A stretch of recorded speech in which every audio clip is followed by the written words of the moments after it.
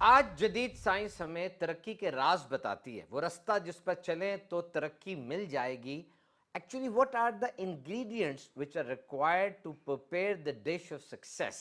کون سے اجزائے ترکیبی ڈلتے ہیں تو سکسیس اور جیت کی ڈش تیار ہوتی ہے، اور اس میں فور موسٹ وہ ہے ڈسپلن، عمدگی کے ساتھ، نفاست کے ساتھ، صفائی ستھرائی اور خوبصورتی کے ساتھ کام کو کیا جائے۔ اگر آپ سکسیس سٹوریز پڑھیں، وہ لوگ جو جیتے، پتہ چلتا ہے کہ they have done their task, they have done their duty with passion and interest، انہوں نے جوش کے ساتھ، دلچسپی کے ساتھ اپنے کام کو کیا۔ whatever you do, do it nicely، جو کام بھی کرنا ہے توجہ کے ساتھ، انہماک، نظم و ضبط اور ڈسپلن کے ساتھ کریں۔ یہ آج کی جدید سائنس ہمیں بتاتی ہے۔ اور آج ہمارے درمیان ایسے لوگ بھی پائے جاتے ہیں جو کوئی کام بہترین انداز سے اس لیے نہیں کرتے کہ یہ کام میری پکی پکی ڈیوٹی نہ بن جائے، بس ٹالتے ہیں، جس کو پنجابی میں کہتے ہیں مغرو لاتے ہیں کہ وہ کام ان کی ڈیوٹی نہ بن جائے۔ ایسا ہمیں دین اسلام نے نہیں سکھایا۔ اگر ہم نبی اکرم صلی اللہ علیہ وسلم کی ذات اقدس کا مطالعہ کریں تو ہمیں پتہ چلے گا کہ ایسا سلیقہ، ایسا نصب و ضبط، ایسی عمدگی اور ایسی نفاست، خوبصورتی کہیں نہیں ملے گی۔ بے ڈھنگا پن اور بے ترتیبی یہ دور دور تک نہیں، بلکہ بہترین انداز آپ کو نبی پاک صلی اللہ علیہ وسلم کی ذات اقدس میں نظر آتا ہے۔ اور ایک چھوٹی سی مثال لیجئے، بظاہر جو قبر کا مقصد ہے وہ یہی ہے کہ انسان کو اپنے پیٹ میں چھپا لے، اور قبر کی خوبصورتی اس کام میں پرفیکشن یہ اتنا معنی نہیں رکھتی، لیکن نبی مکرم صلی اللہ علیہ وسلم نے اس کام میں بھی بے ڈھنگا پن اور بے ترتیبی کو پسند نہیں فرمایا۔ حضرت ابراہیم رضی اللہ تعالیٰ عنہ صاحبزادے ہیں، آپ کی قبر میں ایک رخنہ رہ گیا، حضور نے اس کو بھی برداشت نہیں فرمایا، بلکہ فرمایا اس کو فوراً ٹھیک کیا جائے۔ پاس کھڑے ایک صحابی نے پوچھا، یا رسول اللہ صلی اللہ علیہ وسلم، اس سے مدفون جو ہیں انہیں کوئی نفع نقصان پہنچے گا؟ آپ صلی اللہ علیہ وسلم نے ارشاد فرمایا کہ اس سے مردے کو کوئی نفع نقصان تو نہیں پہنچے گا، لیکن زندہ آدمی کی تو آنکھیں ٹھنڈی ہوں گی نا، وہ تو اس خوبصورتی کو، اس نفاست کو دیکھے گا تو پسند کرے گا۔ ایک اور روایت میں ہے کہ آپ کے صاحبزادے رضی اللہ تعالیٰ عنہ کی قبر میں ایک اینٹ صحیح نہیں لگی، آپ نے فوراً اس کو صحیح کرنے کا حکم ارشاد فرمایا، اور یہ فرمایا کہ بے شک قبر والے کو اس سے کوئی نفع نقصان تو نہیں ہوگا، لیکن اللہ تعالیٰ اس بات کو پسند فرماتا ہے کہ بندہ جب بھی کوئی کام کرے خوبصورتی سے کرے، مضبوطی سے کرے اور فنی مہارت سے کرے۔ You can easily guess that corporate excellence، اور آج جتنے بھی کاروبار اور جاب کے اندر ہمیں اعتراضات ہیں کہ لوگ اپنے فل پوٹینشل پر کام نہیں کر رہے، پیشن کے ساتھ کام نہیں کر رہے، کتنی پیاری رہنمائی ہمارا دین اسلام ہمیں دے رہا۔ قبیلہ عبد القیس کا ایک وفد نبی پاک صلی اللہ علیہ وسلم کے پاس حاضر ہوا، لوگ اپنی سواریوں سے اترے اور جا کر نبی پاک صلی اللہ علیہ وسلم کے ہاتھوں کو، پاؤں کو بوسہ دینے لگے، ملاقات کی سعادت حاصل کرنے لگے، لیکن ان کے سردار عبد المنذر وہ پہلے اپنے سامان کے پاس گئے، غسل کیا، لباس پہنا، اور پھر نبی پاک صلی اللہ علیہ وسلم کی بارگاہ میں حاضر ہوئے۔ یہ دیکھ کر، یہ ترتیب اور یہ ڈسپلن دیکھ کر نبی پاک صلی اللہ علیہ وسلم نے فرمایا، اللہ پاک تمہاری دو عادتوں کو پسند فرماتا ہے، ایک حلم اور ایک حیا، یعنی جو درستگی معاملات میں ہے یہ پسندیدہ ہے۔ عمارت میں گارا لگانا، پلستر وغیرہ کرنا ایک عام سا کام ہے، لیکن نبی پاک صلی اللہ علیہ وسلم اس پہ بھی حسن کاری یعنی پرفیکشن کی ہمیں تربیت فرماتے ہیں۔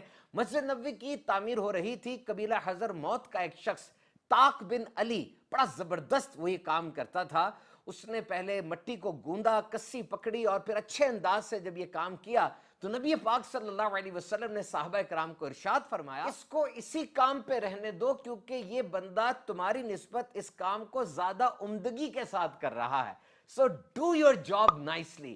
اور میرے آقا صلی اللہ علیہ وسلم کی یہ ایک دعا ہے، یہ ایک جملہ ہے، ہر آفس کے متھے پہ لگا دو اور سب کو یہ بات سمجھا دو، آپ دیکھیے گا ایفیشنسی کتنی بڑھتی ہے۔ ارشاد فرمایا، اللہ تعالیٰ اس بندے پہ رحم فرمائے کہ جو کام کرے پختگی سے کرے۔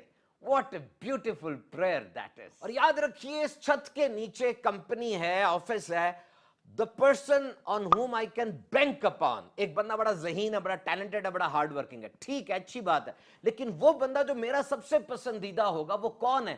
یہ وہ بندہ ہے کہ جو میرے ساتھ اس نے طے کیا، جس انداز سے، جس ٹائم لائن پہ طے کیا، اس انداز سے اس دن مجھے کام مکمل کر کے دے دے۔ on whom I can bank upon، یہ سرمایہ ہے۔ یاد رکھیے، باس اس بندے کو دیکھ رہا ہوتا ہے کہ یار یہ اگر چھوڑ کے چلا گیا میرے کاروبار کا کیا بنے گا.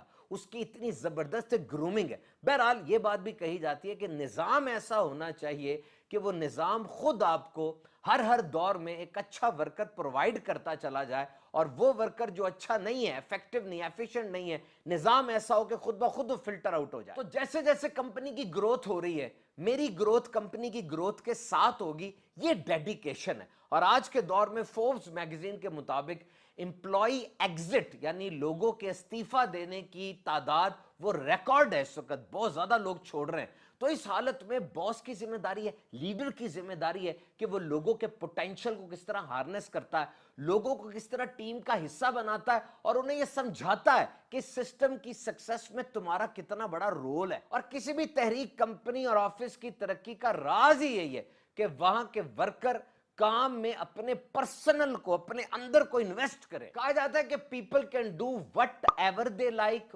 When ever they like, where ever they like, and how so ever they like. لوگ جہاں چاہتے ہیں, جو چاہتے ہیں, جس انداز سے چاہتے ہیں کام کرتے ہیں, لیکن یہ انداز ایسا ہو جو کمپنی کو آن دا ہول بینیفٹ پہنچا رہا ہو. ڈزنی ایک بہت مشہور کمپنی ہے, اس کے اندر یہ کہا جاتا ہے کہ ہم لوگوں کو ڈزنی میں نہیں ڈالتے بلکہ ڈزنی کو لوگوں میں ڈالتے ہیں. یعنی کمپنی کے ٹریڈیشنز, کمپنی کا کارپوریٹ کلچر اور کمپنی کی ویلیوز, کمپنی کی جو کور ہے وہ لوگوں کو سکھاتے ہیں, اور لوگ جب اس کے اندر پرسنلی اپنا انویسٹ کر دیتے ہیں تب وہ کمپنی کی گروتھ میں آگے آ جاتے ہیں. تو کام میں پختگی, فنی مہارت, عمدگی, نفاست, پرسنل انوالومنٹ, یہ تو ہمارا دین اسلام ہمیں سکھا رہا ہے نا. ابھی ہم نے کتنی احادیث سنی, واقعات سنے. تو یاد رکھیے نبی پاک صلی اللہ علیہ وسلم اپنے غلاموں سے یعنی ہم سے یہ امید فرما رہے ہیں کہ ہم جو کام کریں گے فنی پختگی کے ساتھ کریں گے. اور یاد رکھیے جب پورے سسٹم کے اندر یہ انوالومنٹ آ جاتی ہے, وہ جو گیٹ کے پاس ورکر کھڑا ہے, وہ جو واش روم صاف کرنے کے لیے بندہ آ رہا ہے, فائنانس والا, آئی ٹی والا, ڈائریکٹر, سی ای او, پوری اسٹریم ہیرارکی, یہ جب اپنا پرسنل انویسٹ کرتے ہیں نا, یاد رکھیے تب پورا سسٹم گرو کرتا ہے. اور جن صحابہ نے, جن افراد نے یہ عمدگی اور ڈسپلن کے ساتھ کام کیا, نبی پاک صلی اللہ علیہ وسلم نے انہیں نقد انعامات اور دعاؤں سے بھی نوازا. اور یہ کہا جاتا ہے کہ عورت کے لیے بہترین جگہ وہ اس کا گھر ہے, گھر کو سنوارنا, کیونکہ عورت پرائمری کیئر گیور ہے. سب کے ساتھ حسن سلوک, نرمی کا برتاؤ, تکلیف میں اپنے آپ کو ڈھال لینا, طبیعت سے متاثر ہو جانا, یہ سب عورت کی فطرت میں ہے.